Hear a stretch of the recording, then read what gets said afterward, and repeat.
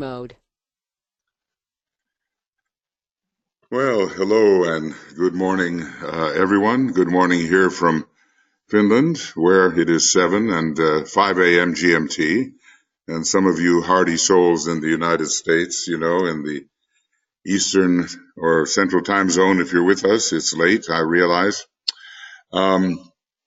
We had started to look at the triangles from the academic perspective. The Wednesday presentation in Ask gives us largely the meditation and the procedure that DK told us to use, and we'll always reference that because that's the really important thing.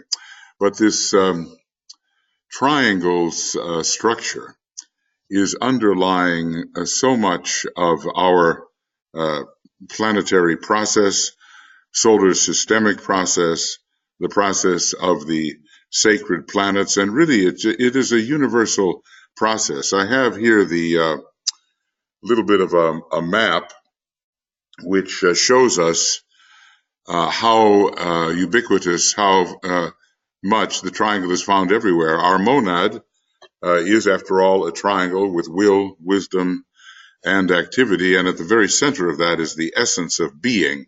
It's always the point within the triangle which is very important. Its threefold expression is the spiritual triad, which is kind of it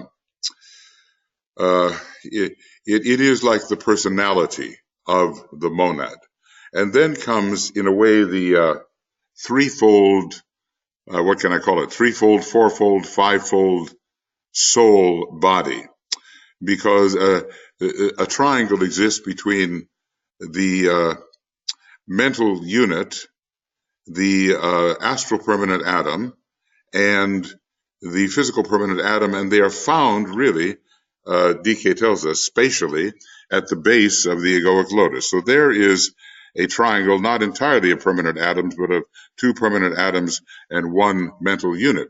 Then, of course, we've got the 9 petals of the egoic lotus, and they are arranged in a way, in terms of a triangle, the knowledge petals, the love petals, and the sacrifice petals. If we go farther, though, we have a fourfold structure because we include the synthesis petals surrounding the jewel in the lotus. And then there is the jewel in the lotus itself, which makes things fivefold. But if you kind of look at the jewel in the lotus and its surrounding 3 petals, we have again the triangle with the point of monadic being in the center. So it's like the monad, comes down and plants itself on the higher mental plane, and that is the presence of being within our egoic lotus. But now something is a little different when we deal with the 4 of the 4 of the personality. Now here we are entering into the dense physical body of the planetary logos. There's different ways of looking at this, but we have notice all the triangles that unfortunately I can't get rid of this. I can't get rid of this kind of black box, black directional box. But suffice it to say, we have a number of triangles, but the personality is fourfold. Now, why is that? The personality expresses the square and expresses the 4 elements which are inherited from the previous solar system. The third, it's really the 3rd solar system, but it's the first, well, actually it's the 4th, but it's the first major solar system. It had an emphasis on matter and mind, and it's all come over to us in terms of these 18 lower subplanes from one perspective, and then the 21 lower subplanes from another perspective. So we have fire, earth, air, and water, and we have our elemental nature, which is demonstrating. Now, a lot of these, they are moon chain lives, and when the moon chain process was interrupted, there was a transplantation into the Earth chain, which we are now inhabiting. And quite a few of us are, let's just say, the more advanced thinkers and the people interested in esotericism, they actually came from the moon chain. So here we have a redemptive task. The work with the lower four is a redemptive task to redeem the four elements, which are energies, which are carried over under the third aspect from the moon chain and from the previous solar system. So the mind is fire. The dense physical plane below the dotted line here is the earth, fire, fire, water, air, and earth, fire, earth, air, and water. The air, the air is really the Buddhic plane from a certain perspective. The water is the emotional level, and the lower air is the etheric level. So we have the four elements in terms of the energies which came from the past. And here's the whole thing. The way of redeeming these elemental, lunar, first solar system energies is to create an etheric network of triangles throughout the etheric body of our planet. And let's remember, too, that all of this up here, these four planes are also etheric in the cosmic sense. Of course, there the triangles already exist, but the triangular formations have to make their way down into the dense levels, really the dense physical body of our planetary logos, the lower 18 subplanes.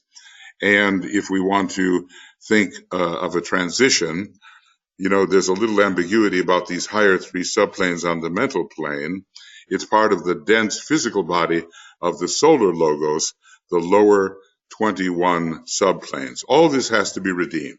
In the planetary sense, the 18 lower subplanes have to be redeemed and triangulated.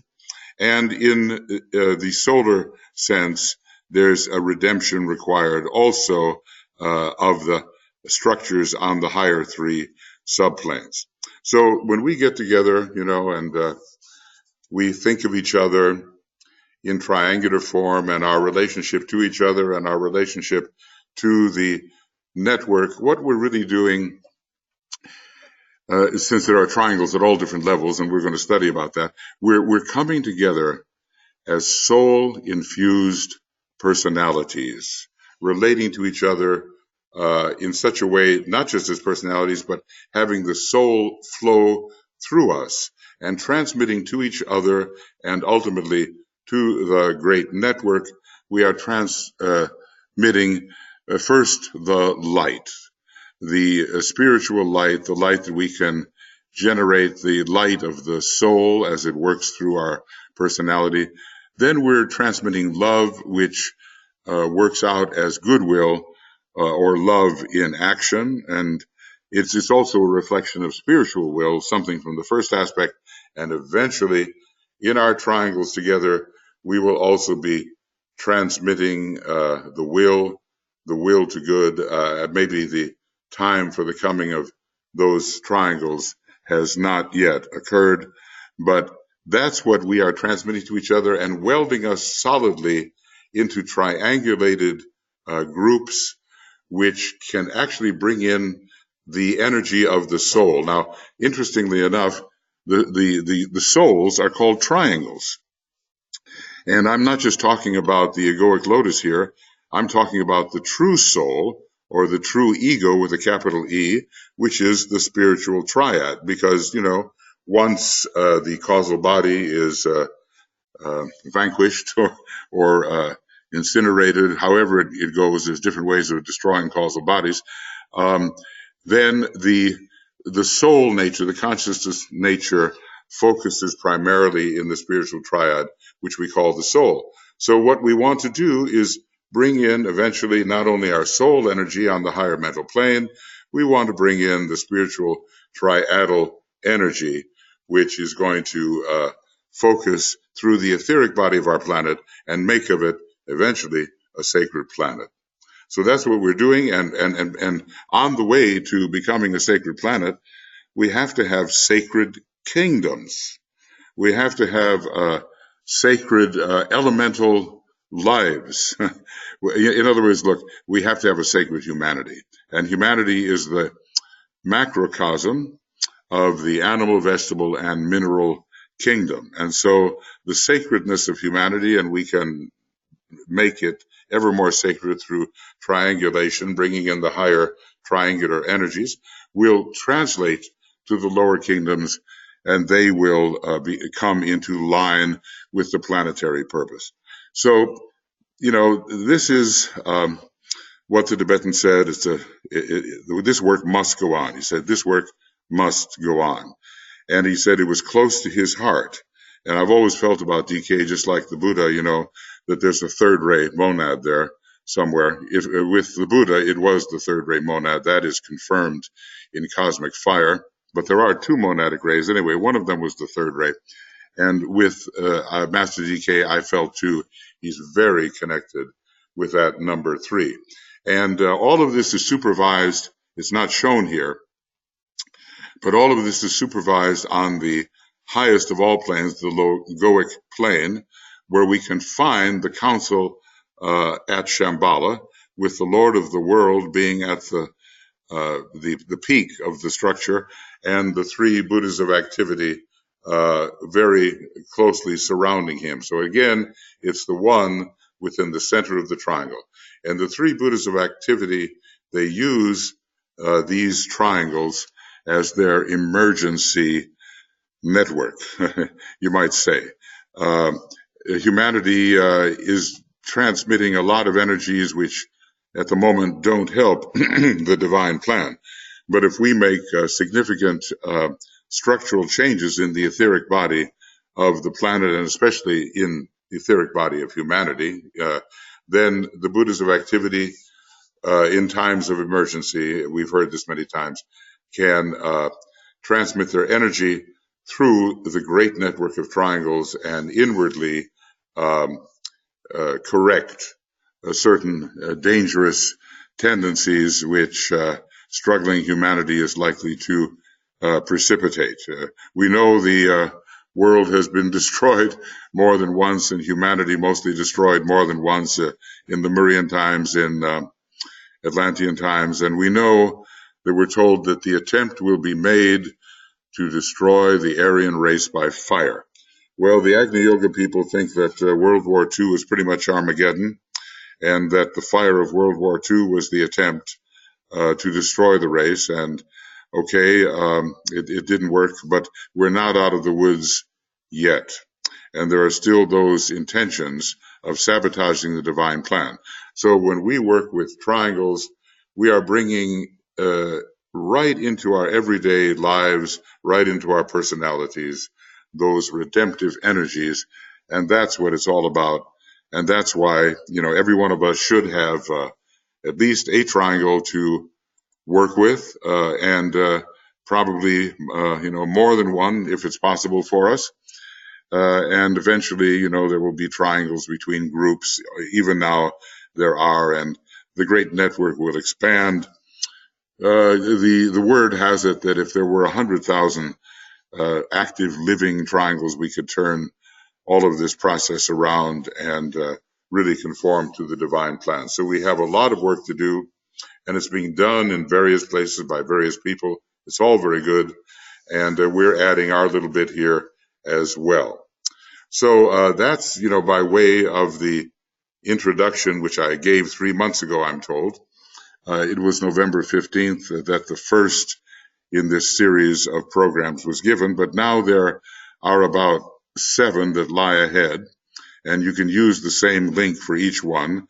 And Tuija sent out a new schedule for the Ask program, and these Science of Triangles webinars are included occasionally, like every other week and so forth. And when the time of the conference comes in the United States, there's a longer pause, but the link is good until probably the end of July, and then we'll see where we are.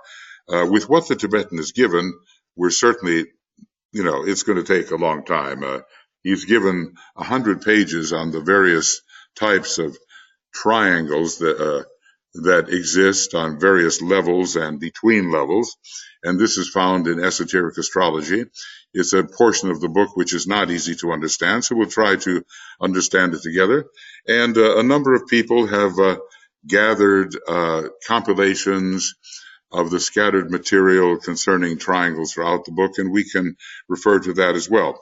But what I'd like to do is at least get started on the Tibetan's section in Esoteric Astrology on page 407. Like to, welcome you all. I'm very happy to see you present here. I imagine that a lot of us attending are from Europe or from Australia, New Zealand, because that gives us it gives people the chance to wake up and not have it in the middle of the night. But some people, of course, maybe from the West Coast or even from the Mountain Time Zone, will be in a position to join us. So I see your names, and I'm very happy to welcome you here. And look, I'll tell you what, I have a suggestion. I'm going to talk about a few things. And what I would suggest is that you make notes as we go about any subject that on which you would like further light. Not that I necessarily can provide it, but anyway, a subject that you would like to explore more, or any question that you might have. DK begins this section with really a big picture. And you might wonder, well, why is he, making such a big picture about this? It's because the principle of triangles is really universal, not just planetary, not just solar systemic, but truly cosmic and zodiacal, and gets into actually the one about whom naught may be said, who is our, our local cosmic, super cosmic logos. And if you want to see who this character is, about whom we cannot say anything, notice all these triangles here, and see that little green triangle there in the middle of the fourth sub-parabrahmic logos, I call it. That little green one there is our, at least in my interpretation, our one about whom naught may be said. And you can see there are 48 others. So, the cosmos is vast, and we're just little mites walking around here thinking we're important, but in fact, we are, really reduced to tiny little things, as DK tells us, microscopic man. That puts things in proportion, and this vast study that he opens up before us helps to, in the words of Master Moria, to wear away irritation or imperil through cosmic perception. To wear away imperil through cosmic perception. When you really have a big, big picture, the little things over which we tend to fuss about emotionally tend to be put in their proper proportion. So just keep your notes ready, and we can discuss. I see that among us, there's some people who are really good esoteric astrologers here, so you can give me a hand when the questions get too difficult, if they should. All right, so now here is the section starting on page 407, and I'll just read a little bit and comment a little bit, and then we'll stop, and you will have your opportunity to offer your thoughts, what may have occurred to you, because if you think about it, how does light occur? It flashes between the invisible positive and negative poles. And so that triangular relationship is created of the sun, S-U-N, S-O-N, of light between the positive and negative poles. It's a very Mercurian kind of thing. And this whole study is, I think, very Mercurian. It's kind of esoteric astrological study. And Mercury is one of those planets that has a very strong higher monadic fifth ray and third ray in my estimation. So if you really try to look at the ultimate monadic ray of Mercury, I think it's the third. And I think with Master DK, he's said to be like Mercury, whereas Master KH is more like Venus. So the Venus-Mercury combination works between them. And this whole study will bring to the fore that important planet which actually rules humanity as a whole. Mercury, the hierarchical ruler of Scorpio, rules the Buddhic plane where the human monads are now focused in their redemptive work as they hover above the lower levels of expression which have to be redeemed. So Mercury is very important in this particular study.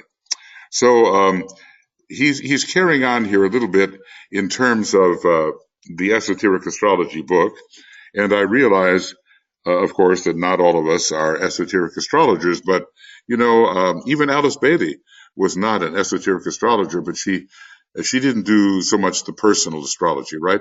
But she learned enough about the planetary astrology and the solar systemic and cosmic astrology to see its application to the big picture.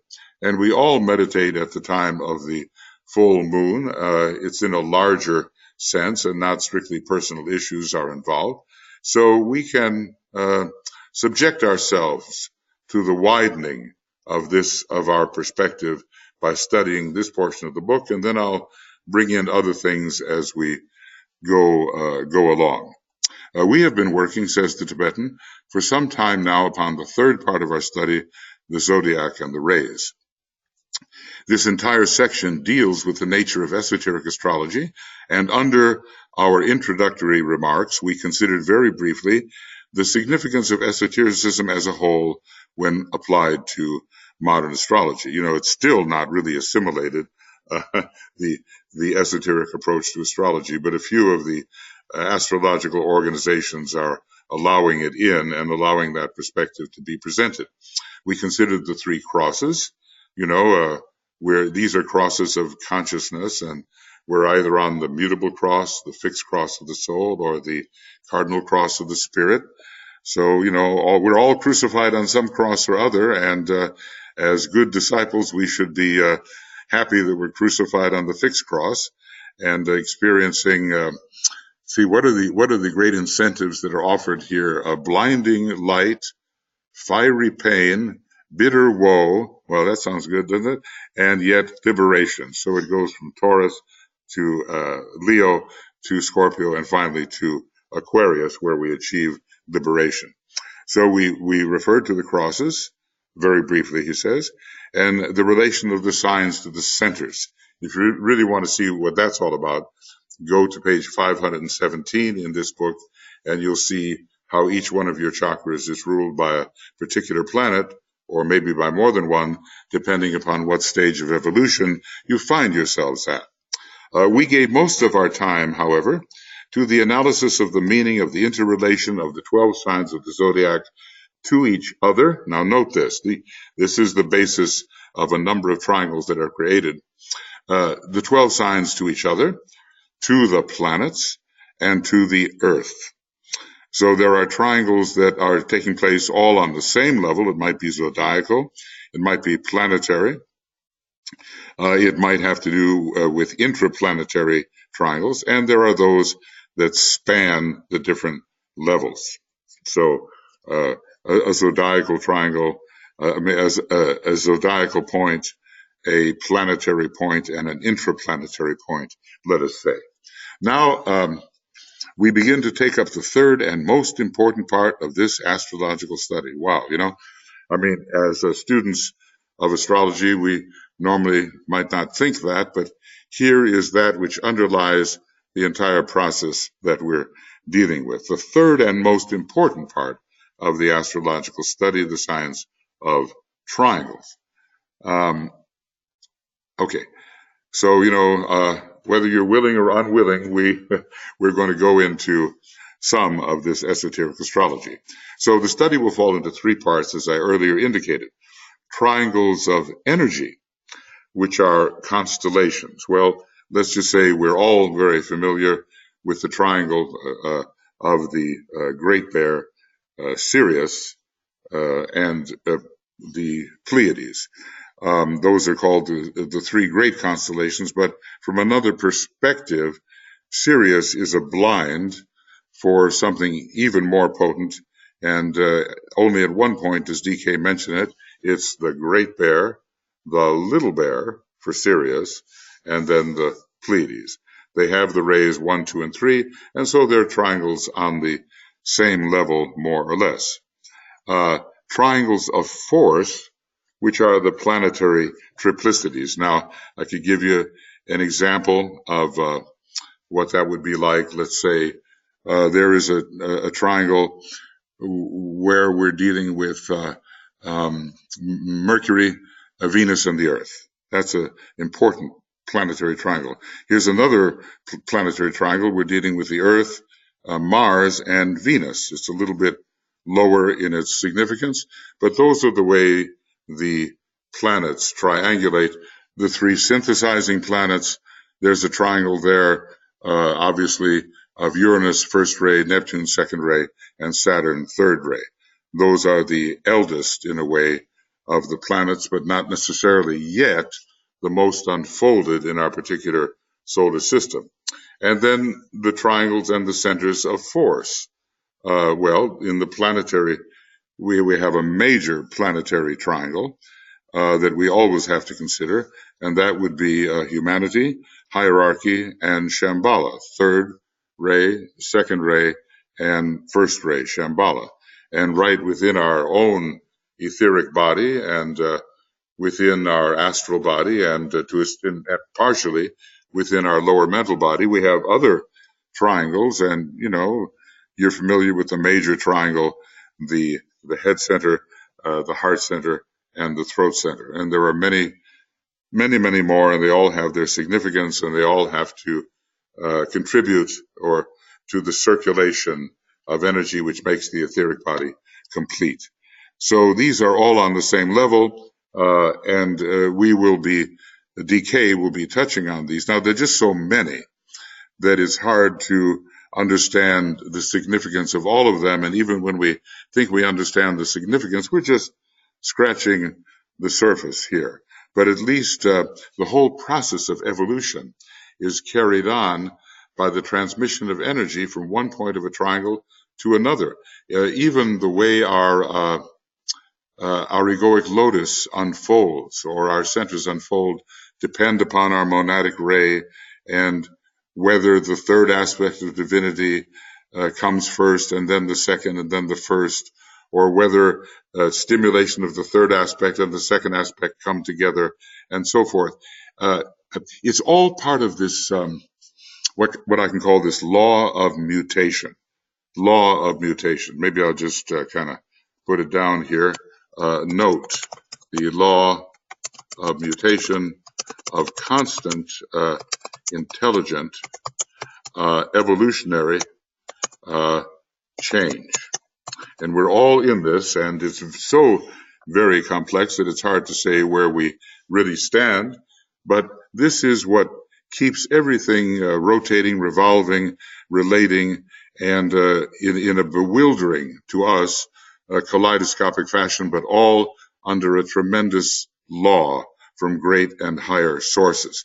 So, you know, sometimes we think, okay, well, we're unfolding our chakra system according to triangles, but the manner in which we do it is very individual and depends upon our ray structure and, above all, upon the monadic ray. And you remember that the monad itself is a triangle. So if you're a first ray monad, it's the will part of the monad which accentuates everything below itself.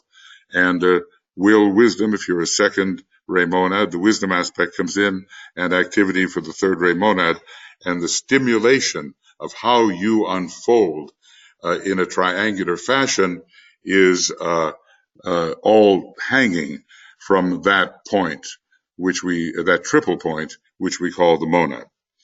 Okay, I have analyzed here the point reached in our studies, We always have to know where we came from. And I'm anxious for you to know as far as possible just where we stand in our attempt to throw the light of esoteric understanding upon the present entirely exoteric study of astrology. Well, at least DK has corrected that, and many of us have, even when we're meditating at the time of the full moon, we really are getting into the esoteric side of astrology, even though we might not be astrologers in the complete sense of being dedicated to that particular study. Before, however, proceeding with our somewhat difficult theme, okay, there are a few words which I would like to say in reference to our general attitude and certain things of which I would like to remind you. Now, I worked through the Esoteric Astrology book page by page, line by line, almost word by word, and that is found on Makara. So this whole section has certain explanations on Makara, and I've gotten through it all, but as is the case, this is a webinar. We're going to discuss these things. And what I did before was not. I just presented my own thoughts on it, and there was no audience or there were no participators. So, and always what one says will be different from what one has said before. So this is a fresh approach to give us more of the academic understanding of why triangulation is so very important within our little microcosm and within the increasingly large macrocosms in which we live and move and have our being. But let's remember, it's a somewhat difficult theme, and he wants to get us oriented, and he says it's the most important part of the whole study of astrology and very close to his heart, and that the work here must go on. In no place, he says, have I attempted to give any of the mathematics connected with my statements in the series of astrological studies. So obviously the mathematics do exist, and it's way beyond the human mind to know what they are at this moment. Certain basic changes in the orientation of the Earth's axis are now taking place. And we would be completely unaware of these unless we were esoteric astronomers or studied the Tibetan, and these will throw much confusion into the computations of astrologers. These changes are proceeding slowly and progressively according to cosmic law. Well, we do know there is the top-like gyration of the axis of the Earth as it spins in kind of a cone-like formation and changes the stars which are our pole stars, but he's also talking about other kinds of movements, a movement called nutation. It begins with an N, and the planetary logos is himself, according to law, changing his orientation to the cosmos which surrounds him, and we as tiny little cells here are going to be involved in those changes. So according to cosmic law, these changes proceed. And while they're in progress, accuracy of computation and deduction is unattainable. Well, tell that to your average astrologer. He or she won't be happy. When the orientation and the pointed direction of the Earth's pole has again been stabilized, the new conditioning mathematical figures can again be ascertained. So we're in a very fluid time. Pisces is changing into Aquarius, and from the 25,000 year perspective of the Great Platonic years, the Great Platonic year of Pisces is changing into the Great Platonic year of Aquarius. It's a time of much fluidity and uncertainty, and we see this working out in our human relations. So we cannot get accuracy at this time, but the new figures will be emerging. There is indeed, he says, has been no true accuracy in any of this since ancient Egyptian days, and not just recent Egyptian days, but ancient Egyptian days, which I assume takes us back some tens of thousands of years. Madame Blavatsky has a different estimation of the pyramids and their age as temples of initiation than the modern archaeologists, and puts them back 60, 70,000 years ago, maybe more, whereas we have such a short-term myopic view of their origin maybe 4,000 or 5,000 years ago. So anything now possible along these lines can only be regarded as approximate, but approximate is good enough for us, I would say. And therefore, certainty in analysis, prediction, and interpretation is not possible. The whole subject is one of the Well, we're really barking up quite a tree here. The whole subject is one of the greatest obscurity and quite incomprehensible to the average astrologer and certainly to the average student. And Master DK reminds us we should regard ourselves as the average student. Otherwise, there's, danger of separatism, pride, and all kinds of things that will really stop us and others. I would remind you, however, that several times in the great life cycle of Earth, there has been changing pole stars. Well, I mean, it's constant, but there's also the whole sense of the pole bowing towards the ecliptic. And there are certain Egyptian statues and obelisks and things of that nature which show that the pole of the Earth actually lined up and was on the same plane as the ecliptic, and that would be huge changes. When you look at Uranus, actually, it looks like the bow has been well below its own ecliptic, and when you look at Venus, it's all the way down. So there's this up and down motion as well as the gyrating motion. There are many. I studied with an astrologer by the name of Charles Jane. He was very good, and he had somehow a mental mastery of all these different motions through which the planet went. And it's pretty much according to the will of the planetary logos that these changes are taking place, as the planetary logos serves the will of the solar logos, and on and on. So several times in the great life cycle of Earth, there have been changing pole stars, and our present pole star has not always held that position of pole star, and even science here is recognizing that. So, this is all a kind of foundation for the cosmic approach he wants to give us in relation to the great triangles and the flows of energy and the energy centers that are involved in the triangles. So, we have to be patient here. You can say, well, what has this to do with me lining up with two other people and sending light, good love and goodwill, and even the will? Well, it's the very foundation of everything that we are doing.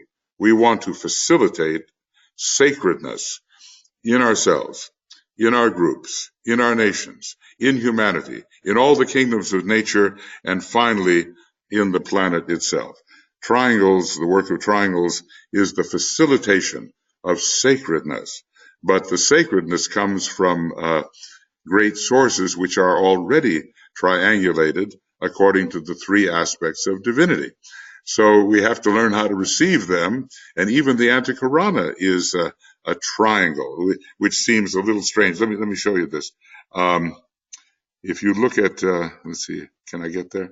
I have to go the other direction. Yeah, there it is. Look, this is the triangle. This Antikarana is threefold, and DK is mostly dealing with the direct visualized approach, which he is presenting us with, but there are two other aspects of this Antikarana, so even that is triangulated. Anyway, let us just say that the idea of the triangle, the dynamics of the triangle, the way we relate to other people and to other factors in our local planetary system, all of this has to be ruled by the triangle. It's going to take us a while to do that, but okay, we can manage. At each of the great shifts in the Earth's axis, there has been upheaval, confusion, and cataclysm, preceding reconstruction, stabilization, and relative quiet. Does this sound familiar? We're going into this kind of period right now, and it's reflected in all areas of human life.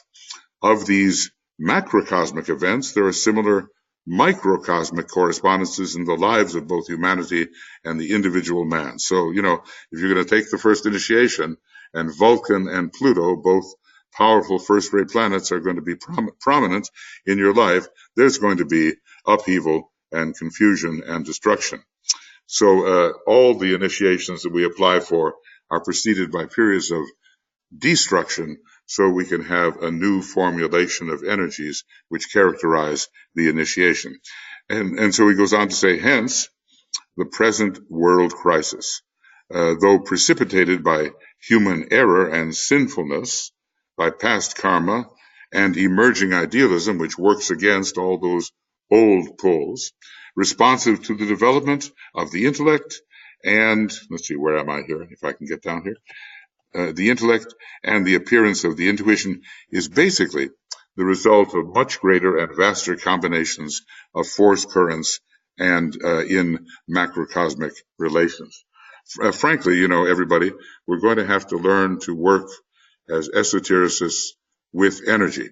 We can study all this stuff till we're blue, but until we can actually sense the energies, direct the energies, manipulate the energies, and create what the divine plan needs by using those energies, we are just academic occultists and esotericists, and we are not really practical occultists and esotericists.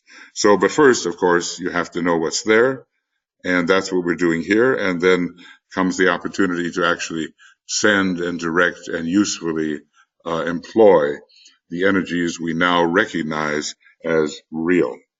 Okay, let's see maybe a little bit more. Please be patient with this introductory material. It's the really big picture. Briefly, it might be said that the following cosmic and systemic causes are responsible for the present world crisis and the present difficult world situation. Now, you begin to sense some triangles here. There's certainly a triangle operating between the great star Sirius, our solar logos, and our tiny little planet, the Earth, which for some reason the Tibetan tells us is closely related to Sirius as well.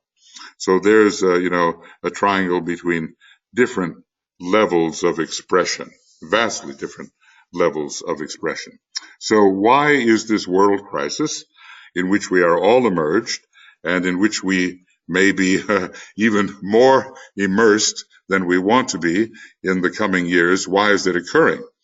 Okay, number one, a welling up of magnetic force on Sirius, which produces effects upon our solar system and particularly upon our Earth because of its close relation to Sirius via the hierarchy, which is related to Sirius. Now, let's see if I can remember that triangle. It is Sirius, Scorpio, and Mars. And it's a triangle which brings us the opportunity to enter the hierarchy through the great battle and triumph and the subduing of the elemental nature we can enter. Now, you kind of wonder, look at those stars in the constellation. It's called Scorpius, really, Scorpius, but we call it Scorpio. Look at those stars. They are immense. They are huge. They are distant. They are far more powerful than many stars that are close to us. And there is a Lord of every constellation, the Lord of the constellation Scorpius. Is it so that this tiny little dwarf star Sirius, which is, 33 times brighter than the Earth approximately, is it possible that this is more important than that vast constellation, Scorpius, with its really potent stars, among which, someone can help me here. It's like Antares. It's a vast star. Maybe some of you have seen the pictures where the different stars like our sun and still bigger stars are put one within another. And it's like Antares eats them all. Antares is so vast, much more powerful than Sirius. But it's a question of relativity, really, if you think about it.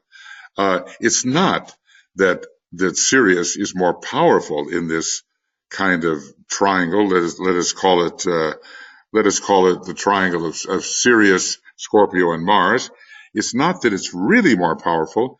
It's only that it is relatively more powerful. Now, we have a way of measuring the brightness and energy of stars. We call this magnitudinal measurements. And the lower the magnitude, the brighter the star. But that can be figured out. Let's just say there's such a thing as relative magnitude and absolute magnitude.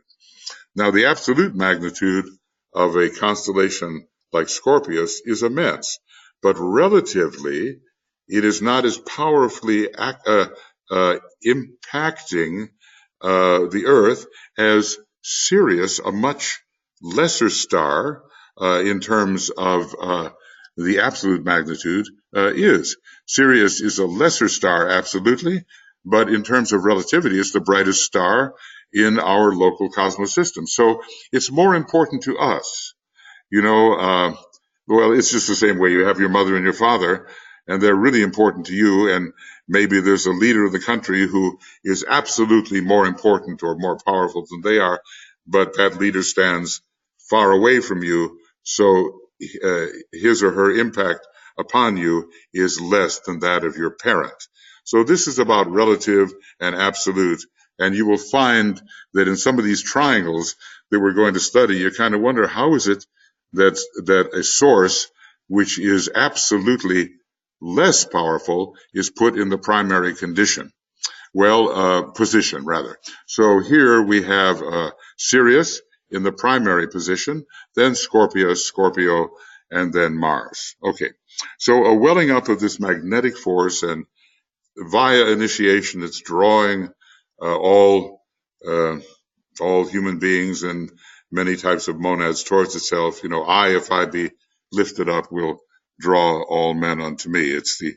Christ is like Sirius. Christ is like Venus. And there's even a triangle, you might say, between Sirius, Venus, and the Christ.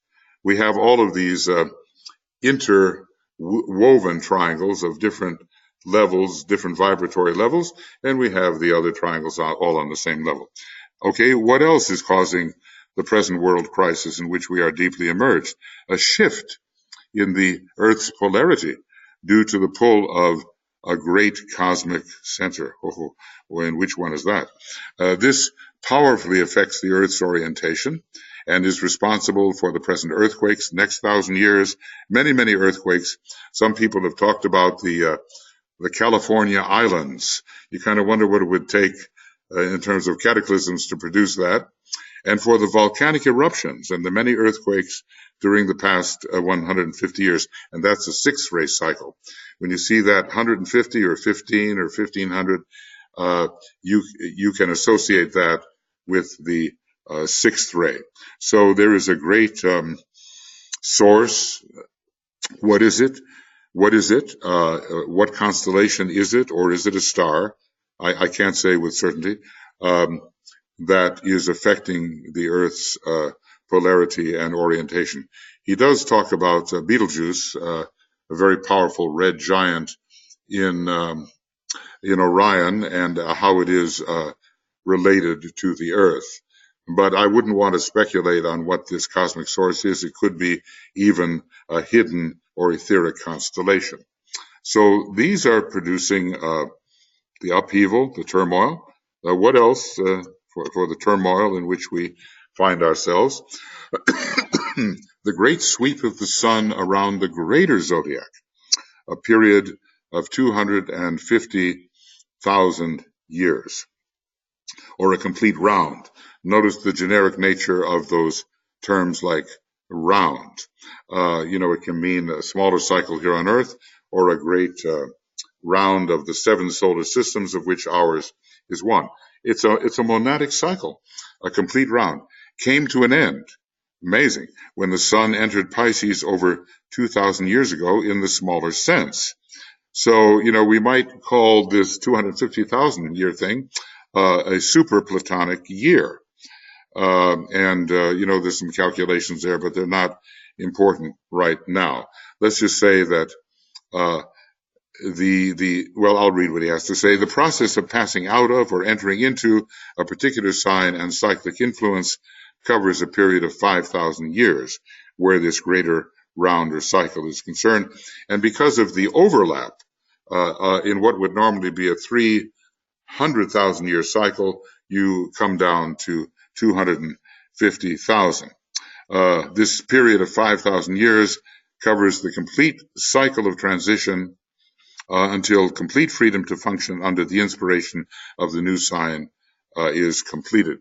And we're always doing that, even in our little human progress. We're never quite free of our past until we're free of our past, and there's going to be a transition period here where we are being pulled into different directions. So we are entering Aquarius in terms of the precessional age of about 2,160 years, or sometimes they say 2,000 years, sometimes they say 2,500 years.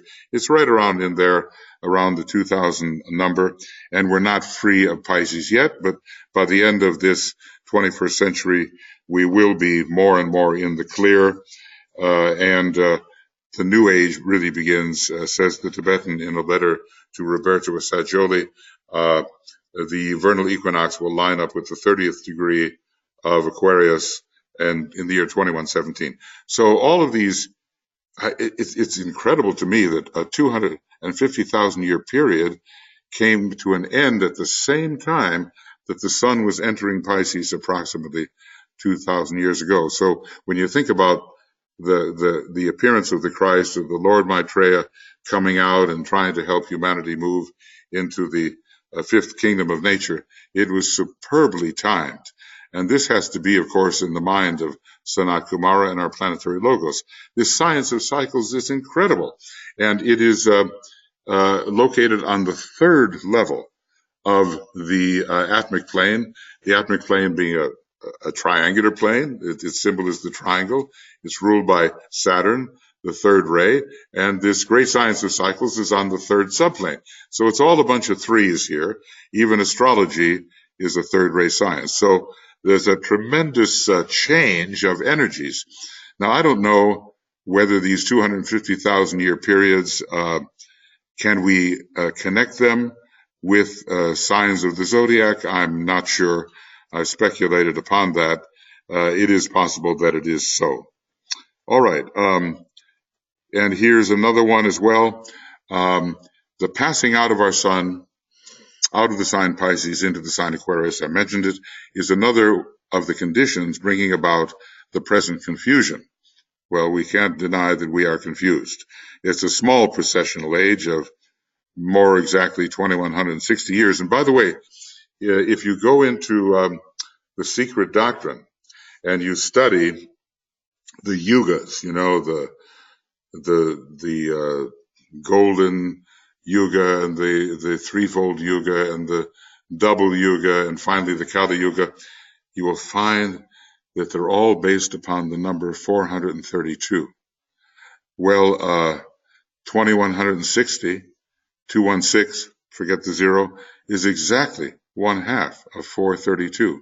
So all of these numbers, which give us the progress of the development of man and the planet and the solar system, they are all exquisitely calibrated to each other. Madame Blavatsky does think that the Hindu chronology is accurate. So out of one sign into another, and the confusion of forces in the solar system, which is also taking initiation, is notably affecting our planet. There's some kind of a relationship between our planet as the base of the spine center of our solar logos and our great solar god. It's a very close relationship, and our planet is passing through heavy initiations, and so is the solar logos. In the process, excuse me, in the process of passing from sign to sign, for instance, transcending out of Pisces into Aquarius, as is now the case, the period covered is 500 years. These are sort of second ray transitional periods because the number 5, 50, 500, 5,000, 50,000, all that, they govern second ray cycles. That's the number connected with the second ray. So these are the issues causing the tremendous confusion. Well, goodness, and there's even more. Well, I have to finish that much, and then we can talk a little bit about these things. These are points which astrologers would do well to consider. I would remind students again that when speaking of signs, I am referring to the influences of the constellations as they are represented by the signs. Concentrated influences. I think there's a statement about the difference between the galaxies of stars and their concentrated influences in the signs. I think I can't remember exactly, but I think page 611 in this book, calling to your attention that in the great evolutionary process, and owing to certain shifts and astrological discrepancies, the sun is not in the constellation to which a particular sign refers at any given moment. You know that, factually speaking, our sun is presently, if you could see through it, you would see the background of stars in early Pisces approaching later Aquarius, when the sun is in the sign Aries. So one of them is called the tropical zodiac, and the other is called the sidereal zodiac. And there's a whole vast discussion there, but suffice it to say that when we are in Aries, such as in the north, we're in the springtime of Aries, we do receive the energies of the constellation Aries because of the special relationship between the constellation and the sign. All right, here's one more factor causing disturbance. Another factor little known is that the moon today is disintegrating with increasing rapidity, and this necessarily affects the Earth and produces terrestrial results. And I think we're told that by the end of the seventh round here in our planetary scheme, probably a scheme round, which involves going through chains, the moon will be completely disintegrated, and the malevolent backward pulling effect of all the misery that there took place and all the mistakes that there took place will be lifted, and the Earth will be much freer, and maybe even by that time what we call a sacred planet. So students would find it of interest to make the following. Now, I think we'll let off here. This will be enough for the moment. So we'll say this will be the end of, what should we call it? The science of triangles. And this is really number 2. These are occasional webinars to give us the bigger picture of the kind of meditation that we practice. And I'm not sure what page we're on in terms of, it looks like page 410. So this is ending in Esoteric Astrology from pages 407 to 410. And when we next meet, I think it's in a couple of weeks, and you can use the same link if you like. This is the beginning of Science of Triangles, Scott, okay, number 3. And we'll begin with page 410. And I think if we add, it's always on a Saturday. And look, if we're on an evening ask schedule, then it's Saturday morning, like we are here.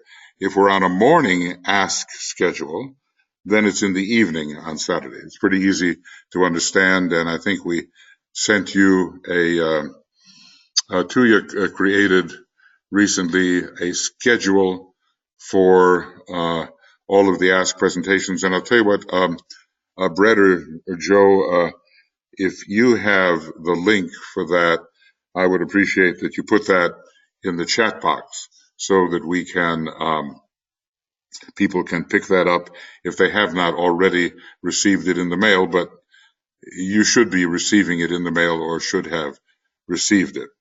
Okay. So, friends, I know this is daunting stuff. This is, for some of you who have not studied esoteric astrology and the rays and cycles and all that kind of thing, it looks like, impossible or something. But Master DK is the expert in these kinds of energies, and he knows more about these planetary, these zodiacal, astrological, and ray cycles and creative hierarchies than any of the other masters at this time. So this is his specialty. And naturally, when he writes books on these subjects, he knows a lot. And it's quite okay if we learn just a little from the lot that he knows. But if you think about the incredible wealth of knowledge that he has given,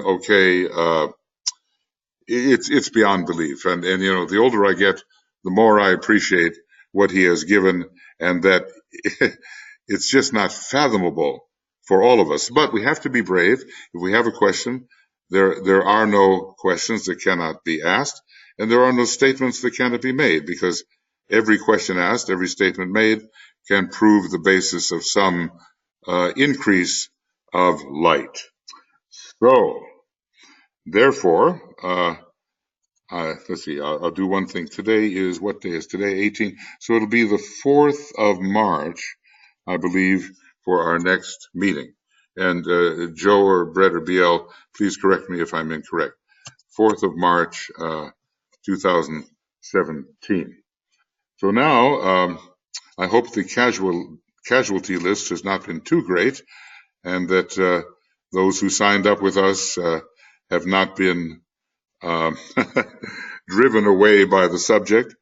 So please, your thoughts, your comments, your statements are welcome at this point. So just raise your hand or write out a question or write out a statement, whatever you'd like to say, and I'll do my best to kind of think about it with you, and other people may have ideas and so forth. So the floor is open to you, and I'm looking for your hands or for a question mark that will rise up, or for a statement that you wish to make. And always remember this, that what a human being has done, a human being can do. So if you ever think that you're ignorant in a certain area of esoteric knowledge, one day, if you want to be, you will be a master of that field of knowledge. But the journey of 10,000 miles begins with a single step, so just be brave. If you have any thoughts that you would like to share, all thoughts are welcome. Okay. Nicholas, all right. There we go. Okay. Nick, go ahead. Oop, you're on self-mute. You have to unmute yourself in order to be heard. So I think, there you go. All right. Okay. Concerning the triangle you referred before about Sirius, Scorpio, and Mars, and when you commented that the star in Scorpio is Antares, it is quite interesting that the origin of the world is the opposite of Mars. Yes, Antares. Yes, it is. Yeah, this is quite significant concerning that it has been traced the opposite of Mars. So if we consider the Mars as a lower aspect, the higher aspect of that is really rooted in Antares in Scorpio. Yes, I agree. I agree that is the case. Mars, as a non-sacred planet, less sacred than the Earth, has so much to learn, but it's along the line that Antares can teach. This Antares being is just immense.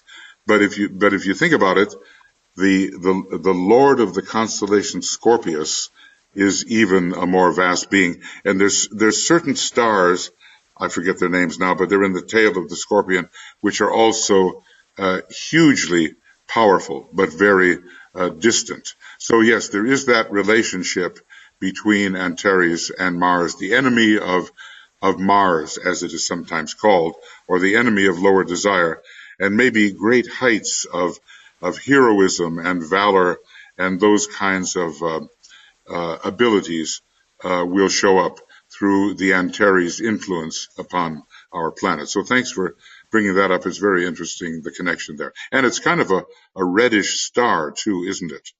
The Antares. If you look at Scorpius, it has the Antares has a certain redness to it, just the way Mars does. So, Mars is learning along the way from that great being Antares, even though it's rather opposed to Antares at this time. Yes, thank you, Nick. Anything else? Okay. Thank you for that thought. Other thoughts, friends? Just feel free. Just come in. Look, that's how we do it. It's a mosaic. You throw in X, I throw in Z, someone throws in Y. All these little points are thrown in. They may not look like they have a relationship to each other, but then suddenly Mercury does its work and constellates and configures all of these apparently unrelated points of knowledge, and pretty soon you have a whole point of view. So we all make our contribution, and you're welcome to do that. Okay, Vera. Okay, I see your hand. Go ahead, Vera. Yes. Yeah. Hello, Michael. Yes, generally about the dynamic of the energies within triangle, comparing to, say, a square, four forces, which is more down earthly and less mobile and dynamic. So I am interested in more general application of triangles, even say in groups, as we work in different groups. Can you say something about that? Well, one of the things that was interesting here, Vera, I wish I had the picture. I should have thought of this, but it will come up. It's a diagram that DK made of how to arrange 9 people with a central triangle and a triangle at each apex, at each vertex of the central triangle. So basically there were 4 triangles in all. And what is important is that when DK gave responsibilities and tried to explain the arrangement of people within his groups of 9, he always triangulated the people that were in the group.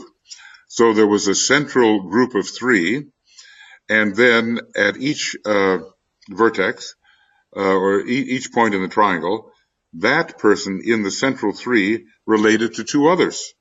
So altogether, you had 9 people and 4 triangles. So this was on his mind as he assigned people certain roles within their groups. Now he would say to one, you're the head center, you're the heart center, you're the throat center, that kind of thing. And they would have to uphold that particular responsibility. So, when we get into our groups and we begin to triangulate with other people, not that we have, some grand design about doing that, we are facilitating the flow of energy within the group and making it more susceptible to the flow from what we call the triangles or the soul. And I think, that in maybe, who knows, if we got into ashramic relations and the master as the monadic point was looking at the spheres of responsibilities of the various members of the ashram, I suspect that there would be triangulations operating in the optimal functioning of such groups. So I think this is something for the future, but I think what we can do is start to relate to each other in triangles and take out that 15 minutes or half hour a day or however long it takes, and really, with deep intensity of feeling, put ourselves into the process and help the regeneration process, and then it will be even easier later to make up these groups in which triangles are the foundational structural element. Does that assist a little bit, Vera? I hope a little bit. Yeah, thank you. Yeah, it did. Thank you very much. Okay. Thank you, Vera. Other thoughts, friends? Other thoughts? Okay, wait a second. I see okay. So we have Salandria here, and go ahead, Salandria. Hello? Hello. You're on. Go ahead. Hello? Yes. Can you not hear me, Salandria? Can you not? I can hear you. I'm sorry. I am new to this site, and I accidentally raised my hand, and I don't know how to unraise it. So. Okay. I will say that I'm in Hawaii, and I really appreciate this work, and I'm looking forward to more of it. And I already feel it working. Yeah, thank you very much. I'm glad, Salandria, that it's useful to you. You know, sometimes when you look at these beautiful little diagrams of the Earth covered with triangles, and it'll all look so neat and patterned and, symmetrical, as if this is what it'll be. But suppose I were in a triangle with you. I'm here in Finland, you're in Hawaii, and maybe there's someone else in Siberia. You know, when you really look at what the triangles are factually, they are of all different shapes and sizes, covering the Earth. The symmetrical picture is not accurate at all, but as we link up with people, no matter what they are or where they are, because we feel this connection with them, finally a final picture of symmetrical beauty will emerge. But we have to do a lot of work before that is possible. Anyway, very glad you're here with us, and gosh, is it a reasonable time of day in Hawaii? That would be wonderful. It's still okay. It's I think around 8:30, something like that. Reasonable. That's reasonable. Yeah, that's reasonable. Yeah. Some people in the United States are talking in their sleep. So anyway, appreciate your presence. Thank you, Salandra. Okay. Aloha. Aloha. Thank you. Thank you. Other thoughts, friends? Other thoughts? Questions? Whatever? We have a written. Okay, Antoinette. Okay, let's see what we got here. Thank you. Okay. Yeah. Right, got it. Brett, thank you. Excuse this. Thank you for bringing greater understanding of triangles. If one of the members do not want to continue with the work, do we replace that member, and shall we flow energy to the point? I think yes, if you have a good relationship, a deep, loving, lighted relationship with the member who has remained, I think that the two of you can evoke another member. And yes, until that happens, you can imagine a generic point, stay in relationship with each other, and feed the generic point until someone shows up to embody it.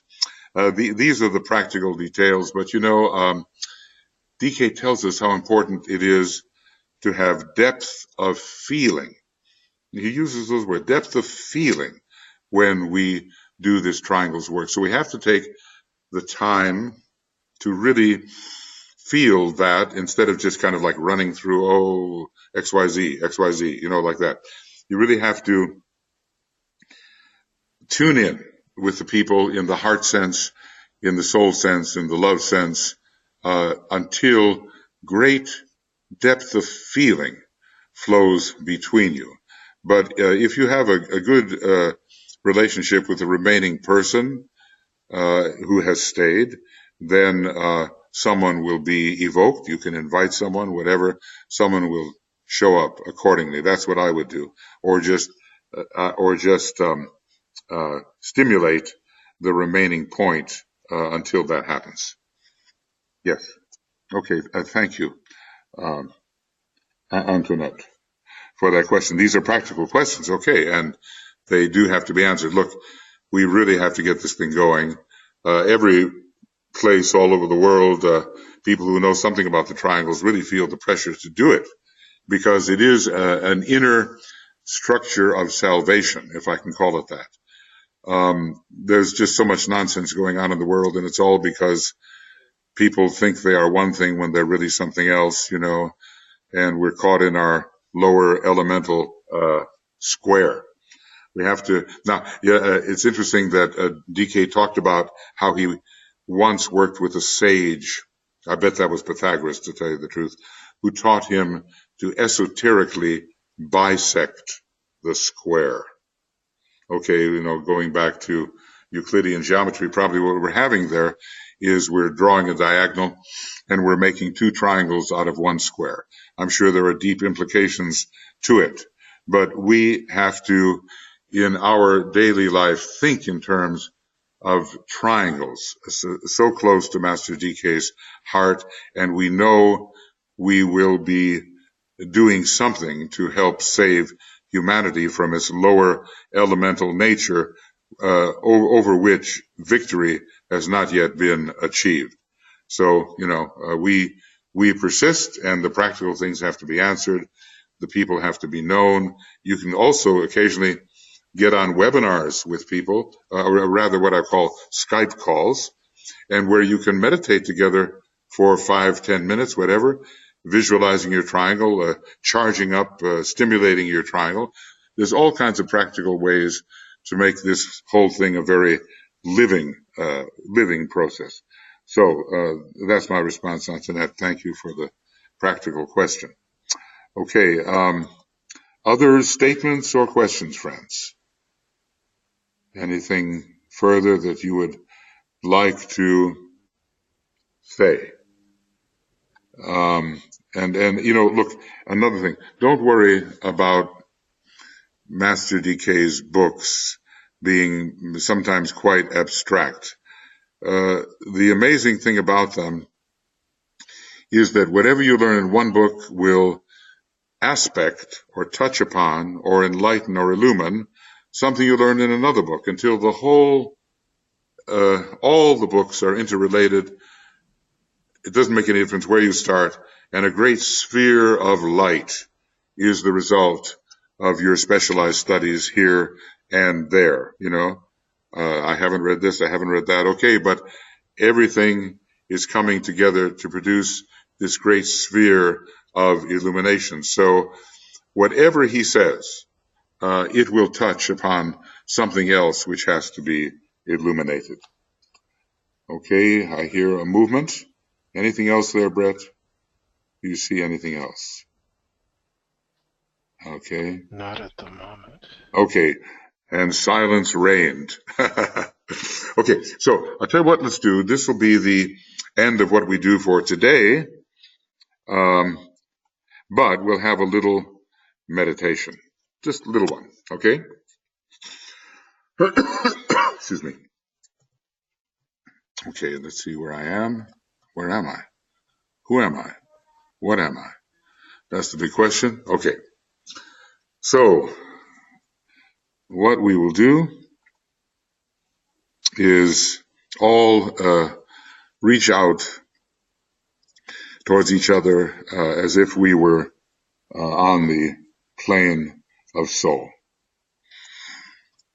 As if we were hovering on the mental plane with the mind held steady in the light, and we could make that transition into this world of light and love and power.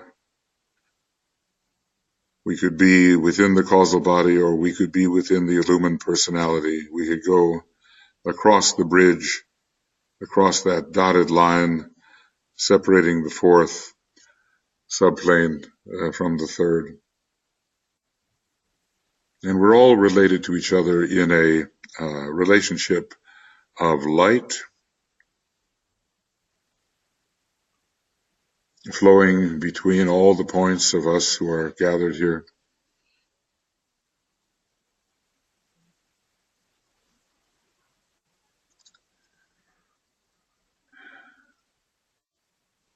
And the love and goodwill flow between us. We can visualize that.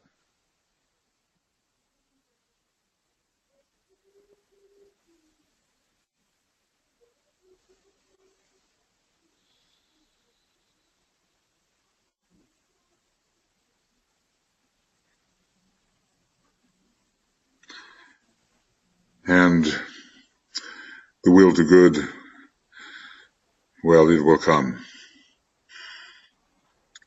Come into the group.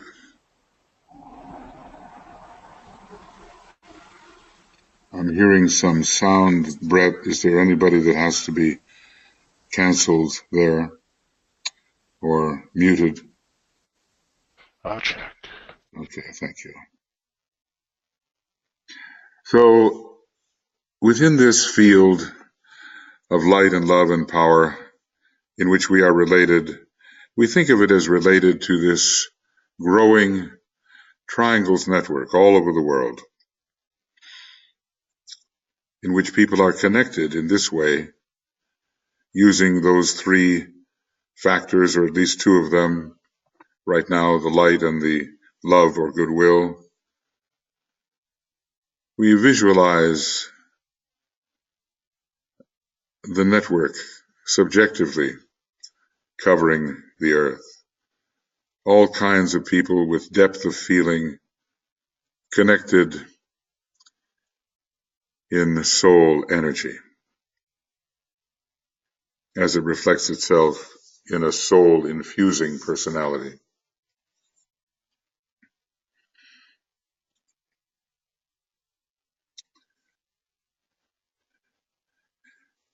And within this network, our own little relations may be few, but they contribute. So think of the people who are in the triangles with you.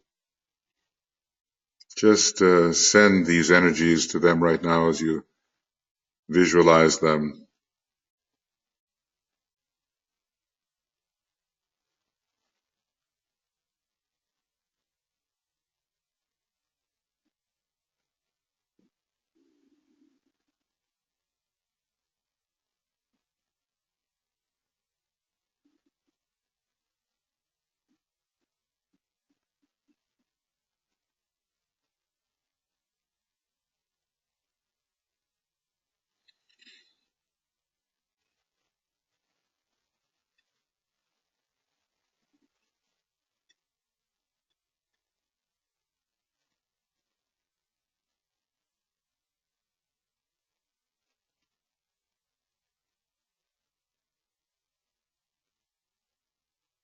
And try to feel with depth of feeling the light flowing between you and connecting to the network,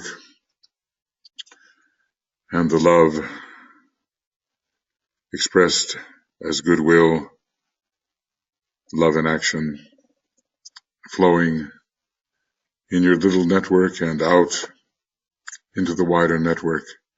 And in the midst of the whole thing, as if in the very center of a transparent earth, we see the Christ and his hierarchy. The Christ blessing the whole process, and the hierarchy formed as a five-pointed star.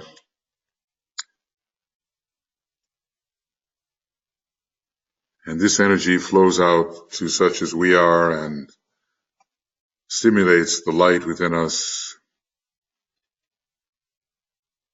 stimulates the love and goodwill within us. And for those who can bear it, the will to good, stimulated within us.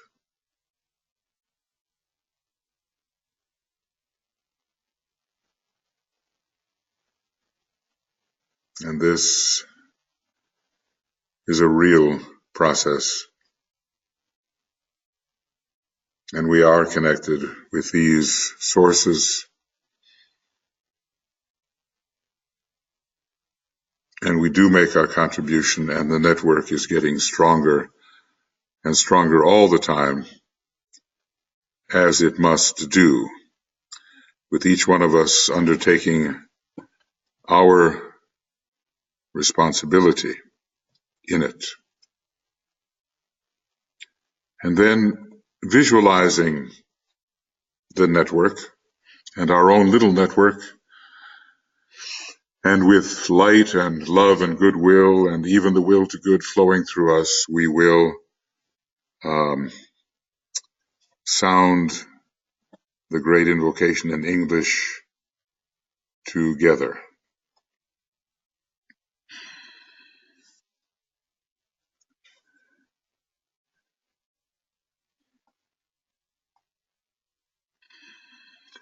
From the point of light within the mind of God, let light stream forth into the minds of men.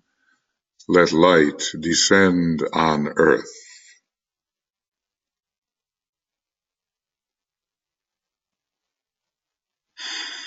From the point of love within the heart of God, let love stream forth into the hearts of men.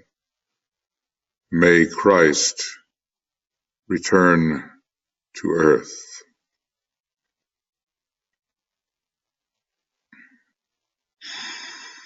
From the center where the will of God is known, let purpose guide the little wills of men, the purpose which the masters know and serve.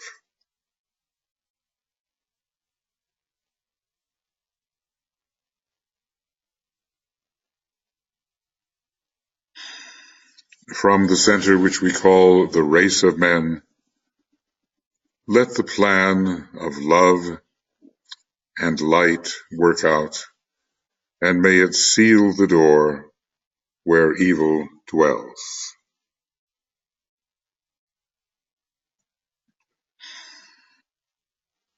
Let light and love and power restore the plan on earth.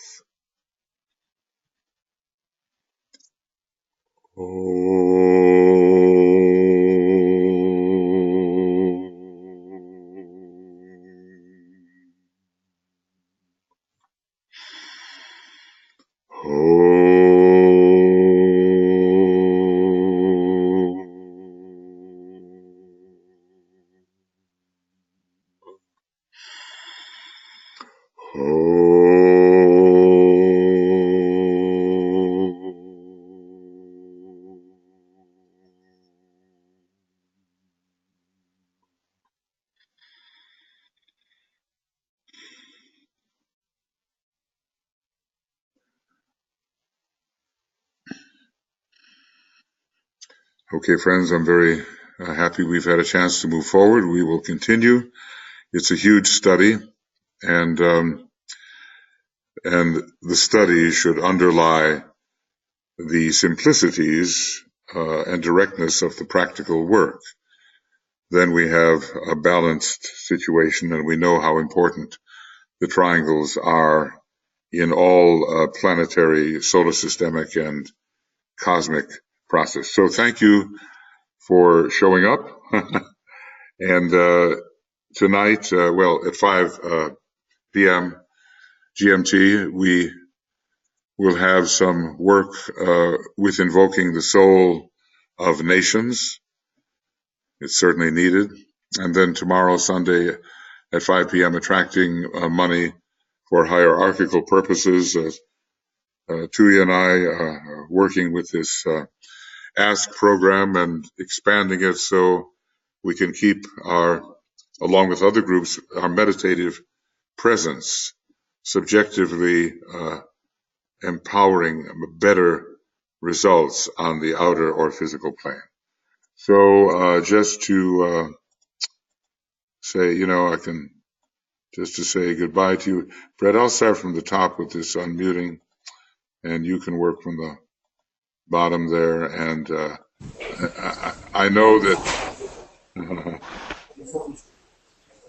I just want to say it's a lot of noise. Bye-bye. Good night. Good night and good day, and thank you. Thank you. Thank you so much. Thank you. Bye. Thank you for your presence, and we'll see you on the next occasion, and in a couple of weeks we'll do this again. So blessings, everyone, and thanks for attending, and thank you, staff, for your help, Brett and Joe. Okay, we'll see you soon. Bye-bye. Namaste. Bye-bye. Bye-bye. Bye. Bye-bye.